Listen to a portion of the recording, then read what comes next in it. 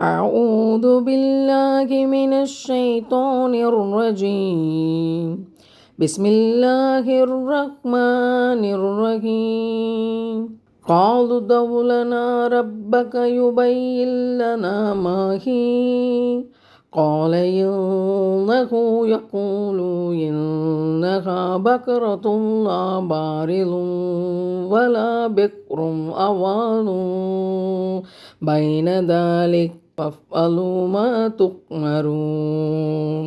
அது எத்தகையது என்பதை எங்களுக்கு விளக்கும்படி இறைவனிடம் எங்களுக்காக வேண்டுவீராக என்றார்கள். அந்த மாடு அதிக கிழடும் கிடையாது, கன்றும் கிடையாது, அந்த இரண்டுக்கும் இடைப்பட்டதாகும். எனவே உங்களுக்கு இடப்பட்ட கட்டளையை நிறைவேற்றுங்கள் என்று அல்லாஹ் கூறுவதாக மூசா நபி கூறினார். ஒரு பசுவை அறுக்குமாறு இஸ்ரவேலர்களுக்கு இறைவன் கட்டளையிட்டிருந்தான். அவர்கள் அந்த பசு குறித்து தம்முடைய இறைத்தூதரிடம் வினாவுக்கு மேல் வினா எழுப்பி நச்சரித்தார்கள். அது தொடர்பாக இறைவன் இந்த வசனத்தில் தெளிவாக எடுத்து சொல்கிறான். இவ்வாறு அவர்கள் தமக்குத்தாமே நெருக்கடியை வரவழைத்து கொண்டதால் இறைவனும் அவர்களுக்கு நெருக்கடிக்கு உள்ளாக்கினான். அவர்கள் மட்டும் ஏதோ ஒரு பசுவை அறுத்திருந்தால் பிரச்சனை தீர்ந்திருக்கும். ஆனால் அவர்களே அவர்களுக்கு கடுமையாக்கி கொண்டார்கள், அல்லாஹ்வும் கடுமையாக்கினான். இப்னு அப்பாஸ் ரலியல்லாஹு அன்ஹு அவர்கள் இதை பற்றி சொல்லுகிற போது, அது கிழட்டு பசுவும் கிடையாது, இளம் கன்றும் கிடையாது, இரண்டுக்கும் நடுவில் இடைப்பட்டதாக அது இருக்கிறது.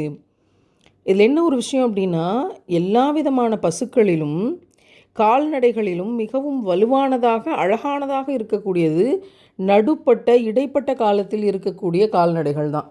கலடாகவும் இருக்கக்கூடாது, இளங்கன்றாகவும் இருக்கக்கூடாது. நடுப்பட்ட கால்நடைகள் மிக வலிமையானதாகவும் அழகானதாகவும் இருக்கும். இறைவன் எல்லா செய்திகளிலுமே இயற்கையினுடைய தான் படைத்த இயற்கையினுடைய படைப்புகளுடைய நுட்பத்தை விளக்கி காட்டுகிறான். இந்த வசனத்தின் வழியாக நமக்கு கிடைக்கக்கூடிய படிப்பினை என்ன அப்படின்னா, அல்லாஹ் சொல்லக்கூடிய செய்திகளை பற்றி அல்லாஹ் சொல்லிட்டான், நம்ம அதை ஏற்று நடப்போம் அப்படிங்கிறத தாண்டி கேள்வி மேலே கேள்வி, சந்தேகத்துக்கு மேலே சந்தேகம் வந்தால் அல்லாஹ் நமக்கு கடுமையாக்குவான், அல்லாஹ் நம்மை நஷ்டப்படுத்துவான், அல்லாஹ் எவ்வளவு நெருக்கடி கொடுக்க முடியுமோ அவ்வளவு நெருக்கடியை தருவான். இதற்கு பேர் தான் சந்தேகம். அந்த சந்தேகம் குழப்பத்தை ஏற்படுத்தும்.